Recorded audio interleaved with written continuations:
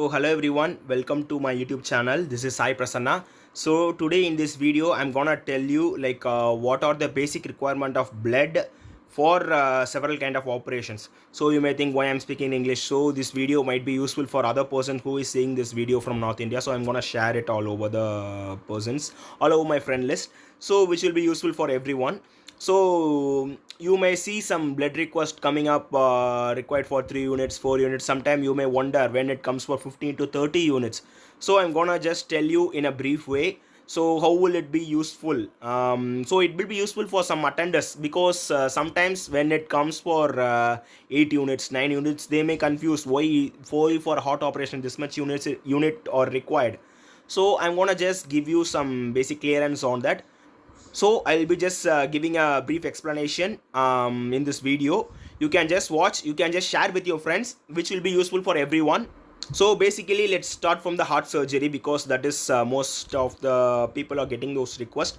So first let me tell you, for adult, that is our age people, it may require 3 to 4 units.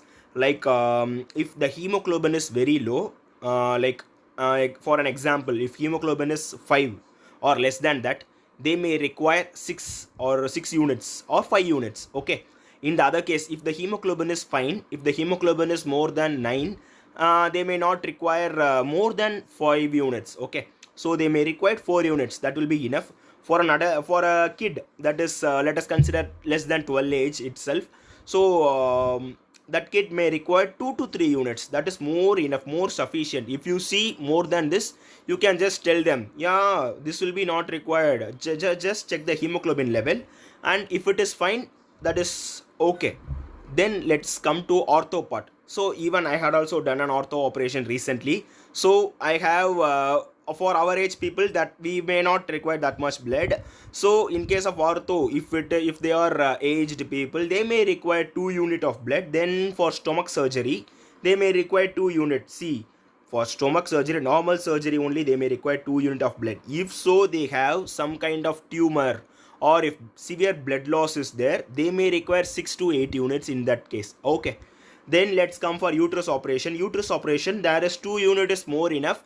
If the patient, again I'm telling you this, if the patient is anemic, if the hemoglobin level is less than 5, then they may require additional charges. Okay, then they may require 4 till 4 units, it might be required. Okay, I will tell you one more valid point in this. When it comes to negative blood group is rare kind of one. So when it comes to negative blood group, if the patient is getting 9 hemoglobin, and if they are asking for hemoglobin, try to bring some donors, you can consult them on telling, you can give us iron sucrose injection. So that will be more useful, it will increase your hemoglobin. So you can consult them the same thing. That will be much better in that operation kind of thing. Then electric shock and kidney dialysis. So for that, it may require 3 to 6 units blood. Okay, whatever it is, positive or negative, they may require 3 to 6 unit of blood. So for dengue fever, the platelets will be dropping down severely. It will go down to 10,000. So that was my first blood donation for a dengue patient. That is a kid, that is a 10-month-old kid. That kid had a drastic drop in platelets. It got only 10,000. So for that kid, we had helped. And then later on, I had came into this organization, and I'm just 3 years on this. So for the dengue patient, they may require up to 6 units, 4 to 6 units, minimum 4 units, maximum 6 units of blood they may require. Okay, if the platelets is down, they will be they will be in a very critical stage. So in that point, they may require 4 to 6 units of blood for a dengue patient. Okay, then for brain operation, they may require 3 units. That is aramse, that is enough. So for cesarean, sometimes in the cesarean part, if severe blood loss is there, then they may require 3 or 4 units, or else 1 to 2 units is most enough. Okay, that will be the thing. Now let me just tell you some bigger amount of blood requirement. For jaundice, if jaundice is mixed with blood, means they may require some bigger amount of they may require some bigger units, like 15 to 30, it may go to 30 even. So they will be taking out all the impure blood, and they will be purifying you with the new blood which they are giving. So snake bite, if snake bites means what will happen, the same poison will be just going into your body. So they will be plasma paresis option, so they will take out of your blood and they will give you new blood.